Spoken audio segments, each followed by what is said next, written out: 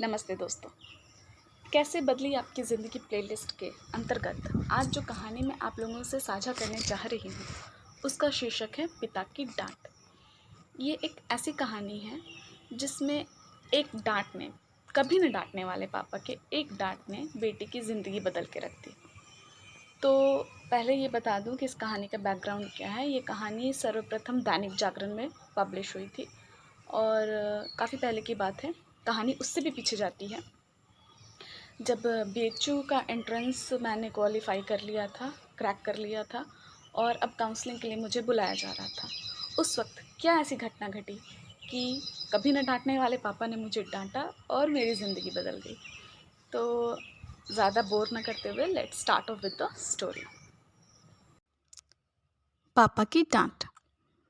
तो दोस्तों, जैसा मैंने पहले बताया कि ये कहानी पहले दैनिक जागरण में पब्लिश हो चुकी थी, मेरी कहानी मेरा जागरण के अंतर्गत।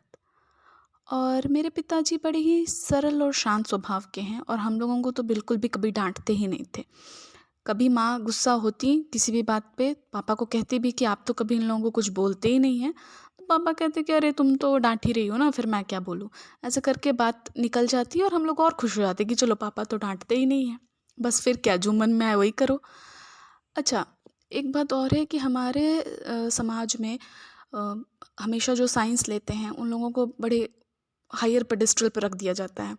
और वैसे समय में आर्ट्स लेना, मैंने जब सेलेक्ट किया कि मैं इंग्लिश ऑनर्स करूँगी, आर्ट्स करूँगी, तो मम्मी पापा से ज़्यादा समाज सोसाइटी का प्रेशर हो जाता है कि अरे आर्ट्स पढ़ोगी। बट उस वक्त भी पापा ने बहुत सपोर्ट किया कि नहीं ठीक है।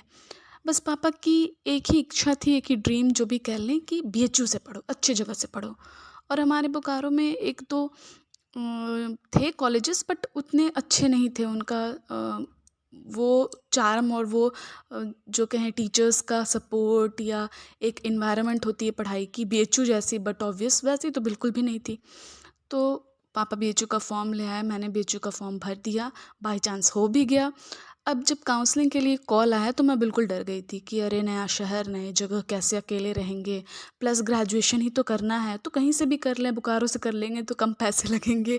बहुत सारी चीज़ें, ऐसी बातें दिमाग में आती। तो हमने पापा को कहा कि नहीं नहीं, मैं यहीं रह के कर लूँगी ग्रेजुएशन, इंग्लिश ऑनर्स ही तो करना है, कहीं से भी हो जाएगा।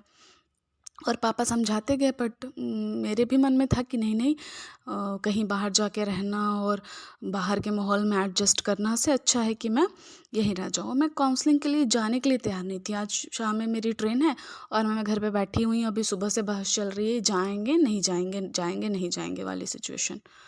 और ऐसे में मुझे याद आता है कि पहली बार पापा ने मुझे डांटा था। वो बार बार समझा रहे थे कि चलो एक बार काउंसलिंग में तो चलो, फिर आगे जो होगा वो करना, एक बार चल के देख तो लो कि कैसे क्या होता है, कैसे क्या प्रोसेस है, एडमिशन में क्या है नहीं है, पहले वहाँ पहुँचो तो।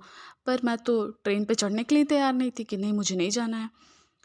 तो पहली बार मैंने पापा को गुस्सा होते हुए देखा और उन्होंने बस इतना कहा था कि अब तो तुम अपने मन की हो गई हो, तो तुमको जो जी में आए वही करो। और इतना कहते हुए गुस्से में बाहर चले गए। और पहली बार पापा ने कड़े शब्दों में मुझसे इस तरह से बात की थी। मेरा तो दिल ही बैठ गया। फिर क्या था, जब कोई ना डांटने वाला व्यक्ति अगर डांट दे तो जल्दी जल्दी सामान पैक वगैरह करके बनारस आ गए। और बनारस आए तो एडमिशन हुआ, काउंसलिंग हो गई, बीएचयू में दाखिला हो गया। और जब ये कहानी मैंने लिखी थी और दैनिक जागरण में पब्लिश हुई थी, उस वक्त मैंने नेट क्वालिफाई कर लिया था और इंग्लिश में पीएचडी कर रही थी बीएचयू से। और आज जब मैं ये कहानी आप लोगों को सुना रही हूँ तो I am an assistant professor in Bihar university. और मुझे गर्व है इस बात पे कि मुझे ऐसे पेरेंट्स मिले जिन्होंने मुझे इतना सपोर्ट किया यहाँ तक पहुँचने के लिए।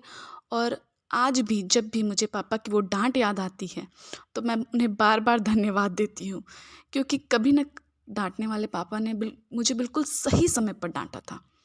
उसी की बदौलत आज मैं जहाँ भी हूँ वहाँ पहुँच पाई हूँ। कई बार ऐसा होता है कि हम बच्चे अपने मन की करने लगते हैं, अपने ज़िद पर अड़ जाते हैं और अच्छे बुरे में फ़र्क नहीं कर पाते। ऐसे में हमारा मार्गदर्शन हमारे बड़े ही करते हैं, जो हमसे ज़्यादा अनुभवी हैं। और अपनी अभिव्यक्ति को बताना, एक्सप्रेस करना, खुद की बातों को लोगों तक पहुंचाना ज़रूरी है, परंतु कई मामलों में बड़ों का अनुभव और उनकी डांट अत्यधिक कारगर सिद्ध होती है। तो आज मैं अपने पापा की इस डांट की आभारी हूँ, जिससे मुझे एक नई पहचान मिली, एक नया नाम मिला। तो बस यही है आज की कहानी, पापा की डांट। धन्यवाद दोस्तों।